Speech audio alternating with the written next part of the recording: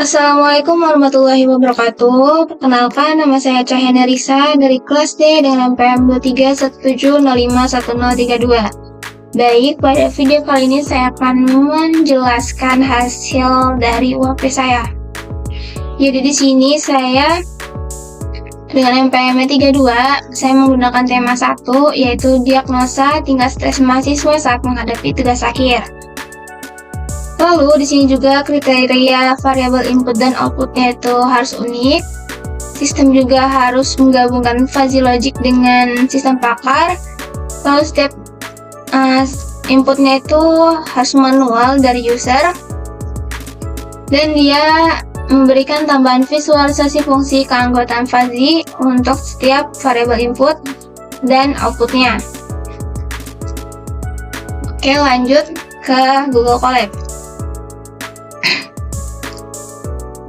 Jadi seperti biasa, di sini tuh kita mengimport dulu dan menginstal untuk library khusus di implementasi fuzzy logic. Lalu untuk nampinya sendiri itu sebagai untuk operasi matematisnya, dan matplotlibnya itu sebagai visualisasi grafiknya. Nah, ini merupakan kriteria yang saya gunakan. Di sini ada 10, yaitu ada psikomatik, pikiran negatif, isolasi sosial, scan time, keraguan diri, ledakan emosi, konsumsi energi, ganti topik, aktivitas terpaksa, terus kualitas tidur. Nah, di mana untuk psikosomatiknya sendiri nih, itu sebagai kayak gejala fisik yang disebabkan oleh faktor psikologis.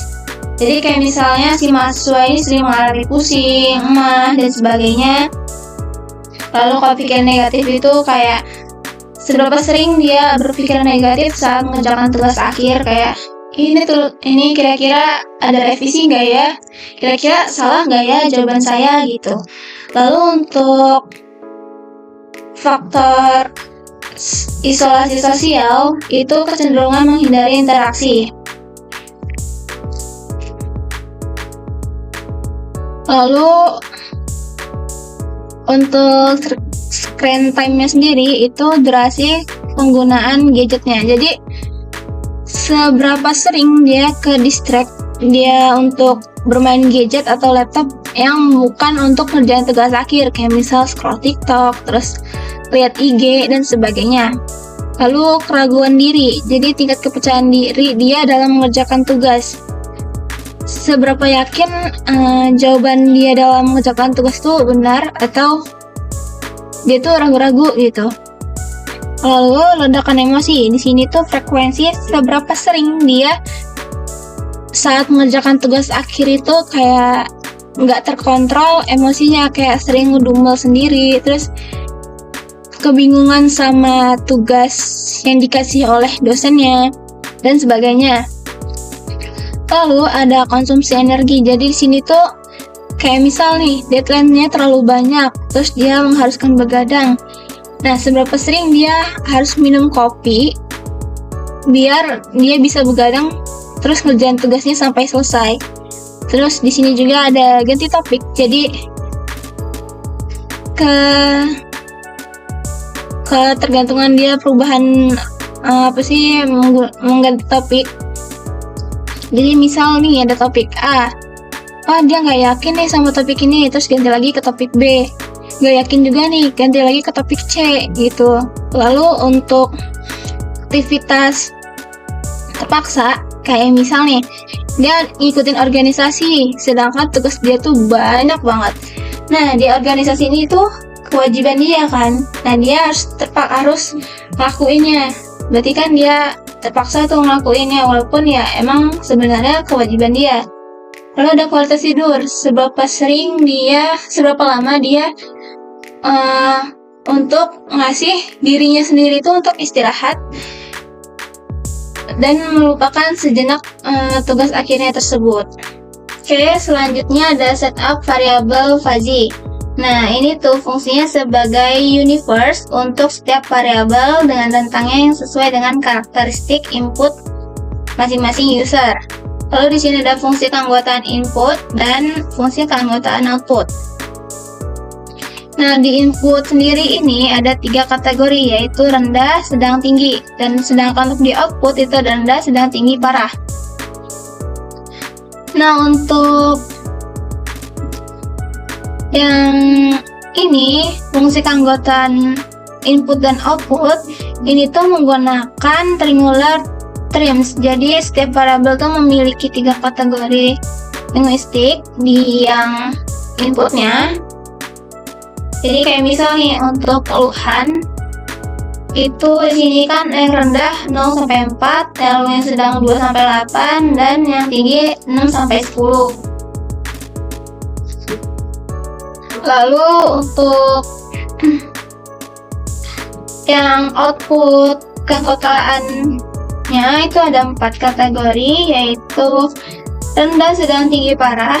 Jadi di sini yang normal tuh 0 sampai 30, sedang sampai 20 sampai 70, lalu yang tinggi 60 sampai 90, dan parah 85 sampai 100. Nah, ini merupakan visualisasi dari fungsi keanggotaannya. Dan ini itu merupakan fuzzy input dengan fungsi terstandarisasi. Jadi di sini tuh mengkonversi input script atau angkanya itu menjadi derajat keanggotaan fuzzy untuk setiap kategori linguistik.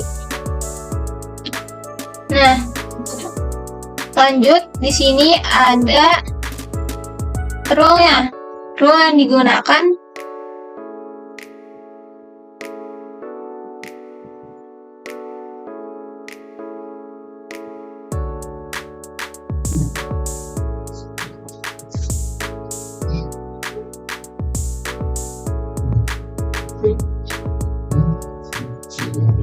Oke, sekarang lanjut di sini ada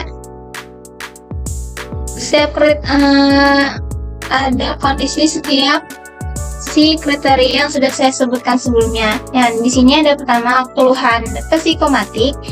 Jadi yaitu sama kayak yang sebelumnya saya jelasin.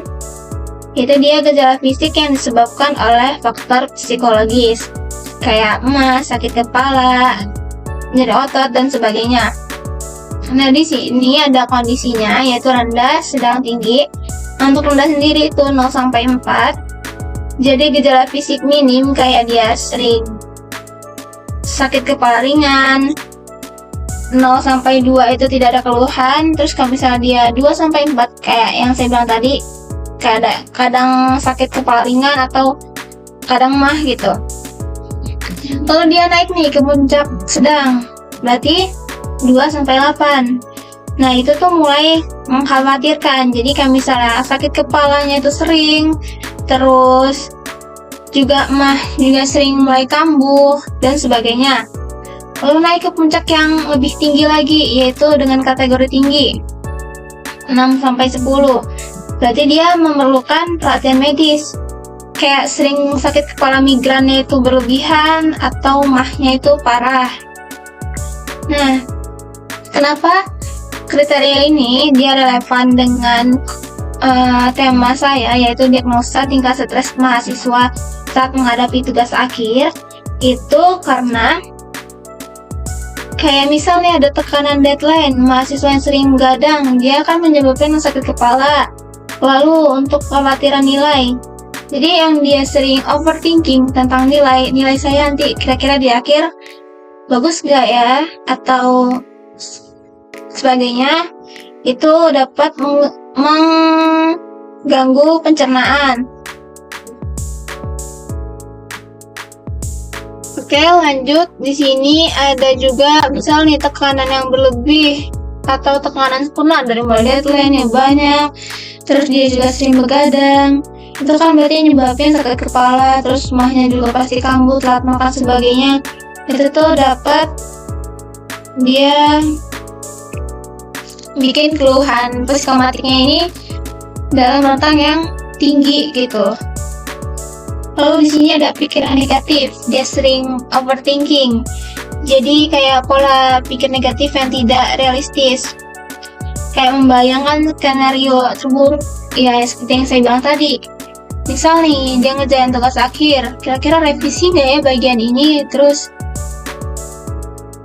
kira-kira jawaban saya ini meyakinkan dosennya nggak ya atau gimana dan sebagainya. Kurang lebih ini sama. So range-nya 0 sampai 4 rendah, 2 sampai 8 itu sedang, 6 sampai 10 itu tinggi. Ya kurang lebih sama. Di sini kalau misalnya rendah berarti dia bisa menyesuaikan pikirannya dengan tugas akhirnya. Jadi kayak, oh saya bisa nih nyelesain tugas ini. Terus pasti dosen, kalau misalnya saya tanya dosen, terus saya nggak ngerti, terus dosennya jawab, pasti ya dosennya ini bakal bantu saya bagian mana yang saya nggak ngerti gitu. Lalu yang bagian sedang itu campuran positif negatif gitu. Jadi kayak dia kadang mikir bisa, kadang dia juga mikir gak bisa gitu. Kayak saya bisa nggak ya ngerjain tugas akhir ini, tapi yaudah saya coba aja gitu. Lalu untuk tinggi, misal nih dia terlalu overthinking, ya dia selalu mikir yang enggak saat ngerjain tugas akhir. Pasti saya gagal nih, pasti dosen kalau misalnya dia lagi buat skripsi atau proposal gitu, dia pasti bakal ngira, oh dosennya pasti nggak terima proposal saya gitu. Itu bakal memicu tingkat kesetresan mahasiswa juga. Lalu untuk isolasi sosial, ini juga range sama. Nah jadi kalau misalnya rendah, dia itu kayak ya tetap dia bersosial, terbuka sama kawan-kawannya, jadi berbagi keluh kesah dengan teman-teman, terus aktif dalam grup diskusi. Nah itu kan dapat mengurangi stres. Nah tapi kalau misalnya dia di sedang 2-8, dia berarti mulai selektif bersosialisasi, jadi dia mengurangi aktivitas sosial dan lebih milih sendirian. Sedangkan untuk yang range tinggi, berarti dia itu lebih memberi kawan-kawannya, menyendiri, tidak menjawab pesan dan sebagainya. Dia lebih cenderung memikirkan entah dia stres sama overthinkingnya tugas akhirnya atau yang lainnya. Lalu di sini juga dia bisa nih menjauh dari keluarga karena malu atau yang lain sebagainya. Lalu di sini ada screen time, jadi berapa lama durasi kita bermain gadget yang non-akademik. Jadi ini kan kayak ke distract gitu sih, yang menggunakan teknologi untuk menghindari realitas stres. Jadi kalau misalnya rendah, ya mungkin 1-2 jam sebagai hiburan. Tapi kalau misalnya dia 4-6 jam, dia berarti kan sering ke distract tuh. Mulai ganggu tugasnya yang tadinya udah di fokus tugas akhirnya, terus tiba-tiba dia buka HP, scroll TikTok. Nah itu kan dia bakal ke distract, jadi gak fokus dengan tugas akhirnya. Dan untuk yang tingkat tinggi, berarti kan kayak lebih mager dari tugas akhirnya.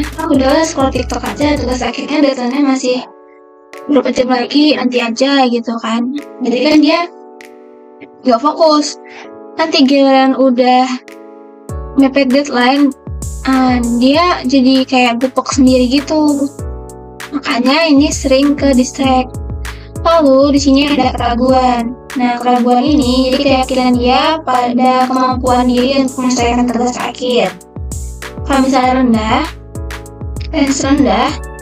itu dia, ya saya mampu menyelesaikan penelitian ini gitu. Tapi kalau misalnya sedang, dia kayak kadang yakin, kadang enggak. Terus kalau misalnya dia di range tinggi, berarti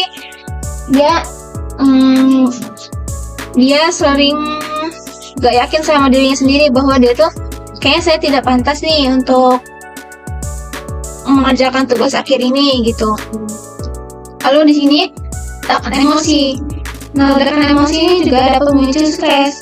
Jadi semisal dia lagi ada tugas akhir, terus dia nggak tahu instruksi dari dosennya ini yang dimaksudnya itu gimana. Nah itu kan berarti ketidakmampuan mengelola emosi secara adaptif, terus dia kayak ngomong-ngomong sendiri, apa sih ini tugasnya gimana sih gitu.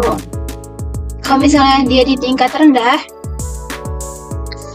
itu berarti dia bisa menahan diri saat kesal, ya kayak misal tugas dosennya kurang ini, dia bisa ngontrol sendiri dengan cara minta pendapat kawannya, ini mungkin tugasnya gimana ya dan sebagainya.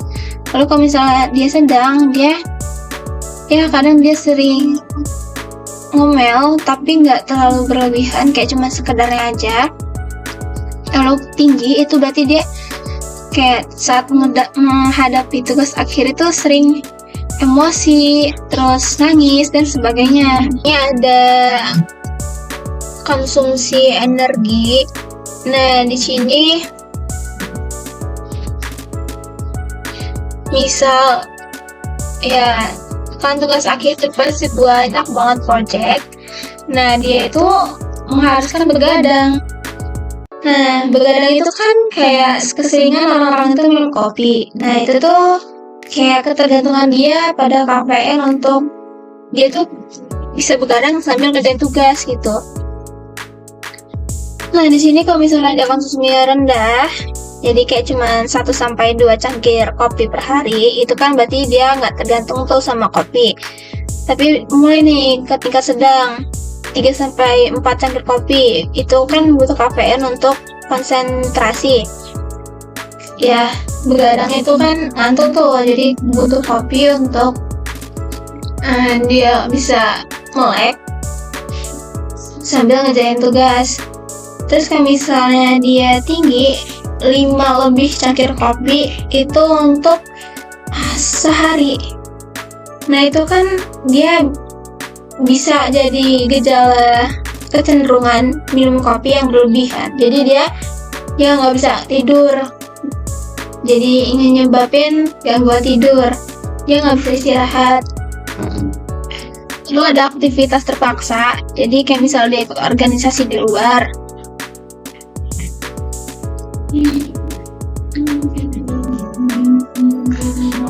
Ada organisasi di luar. Nah itu tuh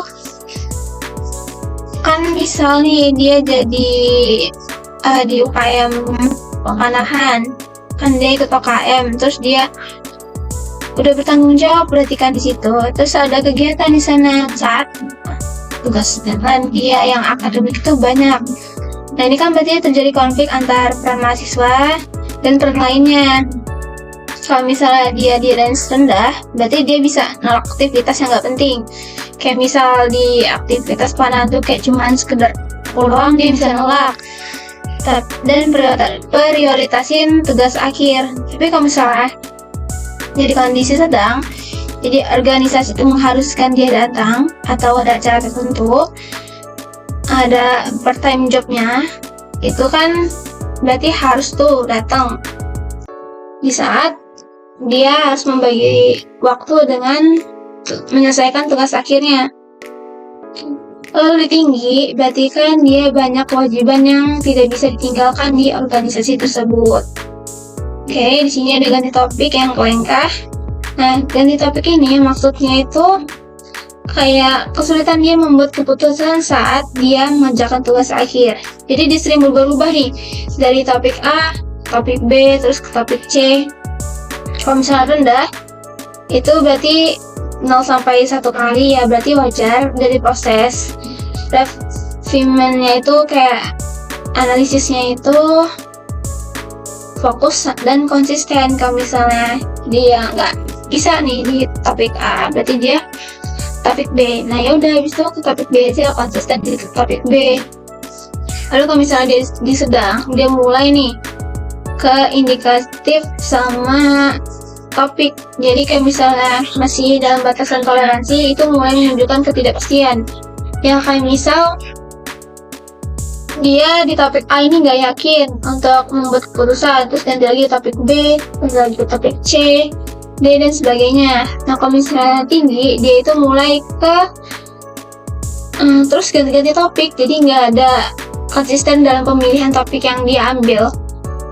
Jadi dia bakal ngulang terus topik dia dari awal sampai dia benar-benar nemuin.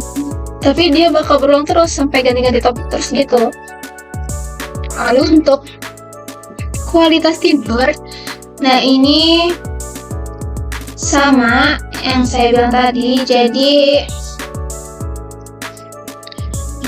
pola tidur yang tidak teratur, yang dia minum kafein, kopi itu kan menyebabkan dia jadi kurang istirahat. Nah, di sini kalau misalnya kualitas tidurnya itu rendah, yaitu 7-8 jam, itu berarti berkualitas dan tidurnya itu teratur. Tapi kalau misalnya sedang, itu dia mulai terganggu, terus mulai sulit tidur karena kepikiran si deadline tugas akhirnya ini. Lalu kalau misalnya tinggi, ya berarti dia hanya tidur jika ada waktu untuk beristirahat. Oke, lanjut ke sistem pakar Fajr inferensi. Jadi sini ada 13 rule. Nah, yang pertama sini dia inisiasi dulu, rendah, sedang, tinggi untuk outputnya. Di sini ada rule 1. Jika keluhan fisiknya itu tinggi, berarti dia outputnya stres parah. Kayak mengharuskan dia rujukan ke dokter untuk gejala fisiknya. Kayak sering mahnya itu udah parah banget gitu. Lalu lanjut ke rules yang kedua, yaitu pikiran negatif thinking, overthinking. Nah, jadi dia outputnya stres tinggi. Nah, itu tuh dia terpacu pada gangguan mood juga. Jadi misal selalu overthinking yang saya bilang tadi, itu memperparah dan memperpanjang stres. Jadi membayangkan skenario terburuk yang meningkatkan stres tersebut. Lalu ada rule 3, yaitu isolasi sosial tinggi. Ini juga dapat stres tinggi. Nah, ini tuh jadi kurangnya dukungan sosial adalah dia juga sebagai pemicu stres yang tinggi. Jadi kalau misalnya dia sering menyendiri di kamar, itu kan memacu stres dia itu semakin berlebihan gitu. Tapi kalau misalnya dia lebih sering diskusi, bertanya tentang tugas akhirnya ini gimana solusinya dan sebagainya, itu kan dapat mengurangi stres. Lalu ini ada seberapa sering dia menggunakan handphone, lalu kualitas ditambah kualitas tidurnya itu atau istirahatnya itu buruk, maka stresnya tinggi. Di sini itu tuh dia kurangnya tidur tuh meningkatkan kolesterol dan stres mengganggu tidur. Lalu jadi dua faktor ini saling berhubungan dan memperparah stres. Jadi kombinasi kedua faktor lebih berbahaya daripada satu faktor aja. Kayak dia lebih sering ke distract untuk bermain game tanpa beristirahat. Lalu di sini ada rule kelima, yaitu keraguan diri sendiri. Ya, seperti yang bilang tadi, itu feeling yang menyebabkan dia itu nggak yakin sama dirinya sendiri untuk bisa mengerjakan tugas akhir tersebut. Lalu ada rule ke-6, yaitu ledakan emosi. Jadi dia nggak bisa mengontrol emosinya ketika sedang mengerjakan tugas. Kayak misalnya di tugas akhirnya itu dia sering revisi, terus kalau misalnya dia nggak paham sama yang disaranin sama dosennya, terus dia jadinya ngomong-ngomong sendiri. Nah, itu dia dapat memicu stres. Lalu sering gonta-ganti topik. Nah, ini itu ketidakmampuan membuat keputusan. Nah, jadi dia lebih sering menghabiskan waktu untuk mencari topik yang baru ketimbang harus menganalisis lebih dalam topik yang dia sudah dapatkan.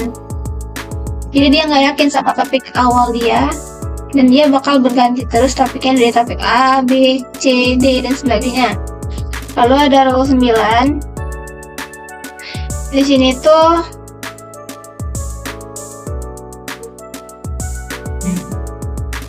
Dia aktivitas terpaksa dan banyak.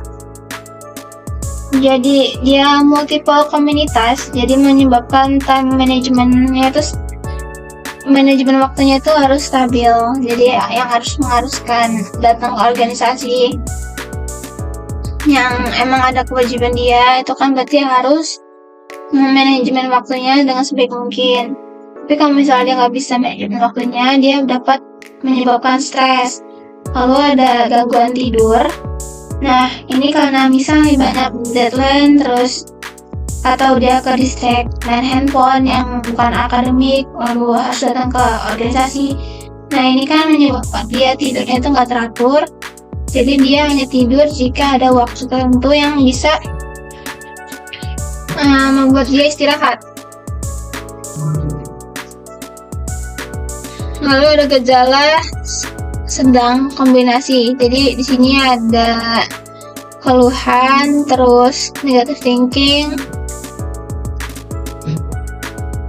Nah, dimana ini tuh dia dapat menyebabkan deteksi dini sebelum jadi stresnya itu tinggi. Jadi kombinasi gejala sedang bisa signifikan.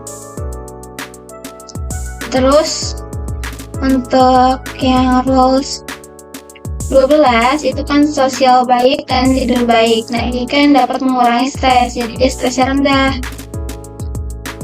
Kayak misalnya dia sering bersosialisasi, bertanya sama temannya untuk diskusi tugas akhirnya, pengerjaannya gimana, instruksinya gimana yang dia nggak ngerti. Terus dia dapat manajemen waktunya juga dengan sebaik mungkin. Dia bisa tidur dengan istirahat dengan cukup. Itu dapat mengurangi stres yang rendah. Lalu tingkat kepercayaan diri dan dia dapat mengontrol emosi saat mengerjakan tugas. Itu juga stresnya rendah. Karena dia fokus sama strategi dia dalam mengerjakan tugas akhir. Dia percaya sama diri sendiri, kemampuan dia sendiri untuk mengerjakan tugas akhir tersebut, dan dia dapat mengontrol emosinya. Dia kalau misalnya nggak paham sama tugas akhirnya, dia dapat berdiskusi dengan temannya, dan jadinya ya dia dapat mengontrol emosi, nggak ngedumel sendiri gitu. Lalu di sini ada aturan agregasi. Nah, ini tuh menggabungkan semua role menjadi max operator. Nah, defusifikasinya juga itu menggunakan metode centroid untuk mendapatkan nilai angkanya. Lalu di sini ada kategori output. Nah, ini yang sudah dijelaskan sebelumnya. Jadi kategorinya itu ada rendah, sedang, tinggi, sangat tinggi. Nah, ini itu agar dapat memberikan rekomendasi praktis yang dapat digunakan dosen atau mahasiswa atau konselor untuk intervensi yang tepat. Nah, dari hasil input user yang dia sudah dikasih di atas tadi, yang sudah diberikan di atas tadi berdasarkan kriteria, itu outputnya itu bakal dikasih tahu di sini. Jadi dia bakal ngeprint skor nilai stresnya itu berapa sesuai inputnya, lalu kategorinya termasuk kategori sedang, parah, tinggi atau sangat tinggi, dan rekomendasinya atau saran yang harus dilakukan oleh mahasiswa tersebut. Nah, ini merupakan visualisasi dari outputnya. Dan ini penjelasan singkat. Jadi sistem ini itu menggabungkan fuzzy logic dan sistem pakar dengan 10 variabel input unik dengan fungsi keanggotaan, 13 inferensi berbasis psikologis atau rules-nya, dengan metode centroid untuk defusifikasi dan visualisasi fungsi keanggotaan hasil agresi. Oke, coba kita run semua kodenya.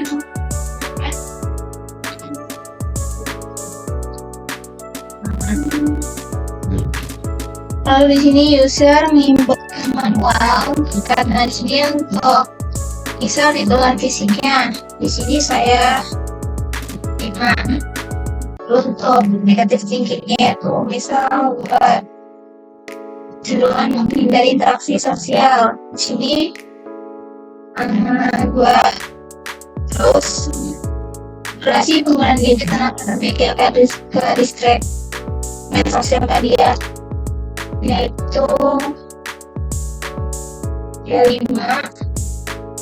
Lalu tingkat kepercayaan dirinya juga misalnya 7. Lalu frekuensi emosi yang tidak terkontrol ya 1. Di sini saya nolak karena nggak pernah minum kopi yang nggak ada. Lalu untuk sini ada beberapa penelitian juga di sini. Misal saya untuk KPI ini kan nggak ada temanya, ya dari tema itu tentu ya, jadi kan nggak ada tuh penelitian yang berubah paling cuman kriterianya aja yang diganti. Itu misal 2 lu juga kegiatan termasuk 8 yang harus tanda tanggal organisasi karena jawabnya itu bisa 8. Kalau tidur, jadi berapa lama kalian beristirahat? Itu sini 5 jam. Lalu kita ke set variabel paginya.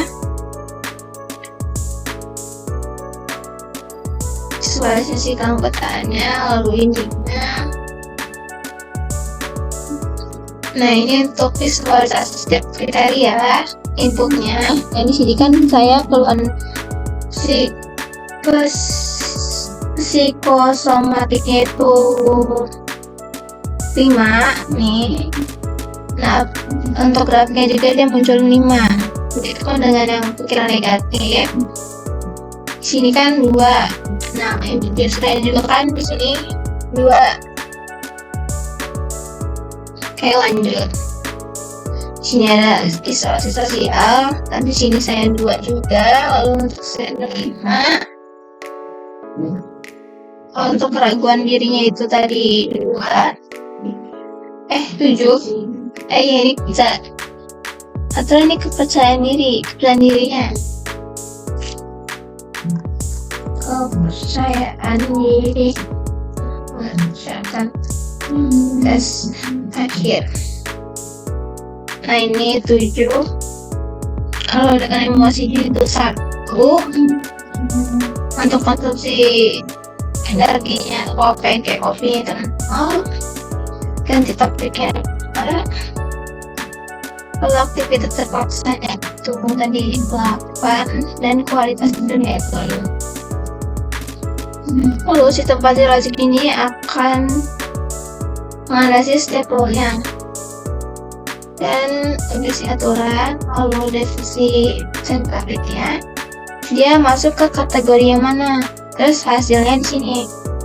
Nah, untuk input di atas berdasarkan kriteria yang ini yang udah diinputin sama user, itu dia menghasilkan tingkat stresnya itu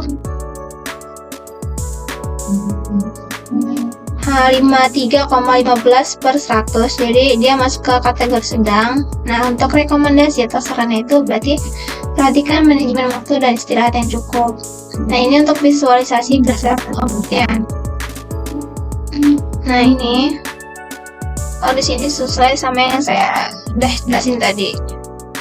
Nah, ini biru ini merupakan skor diffusifikasinya yaitu 53,15. Dia berada di tingkat kategori sedang. Mungkin sekian penjelasan dari saya, kurang lebihnya saya mohon maaf. Saya akhiri. Wassalamualaikum warahmatullahi wabarakatuh.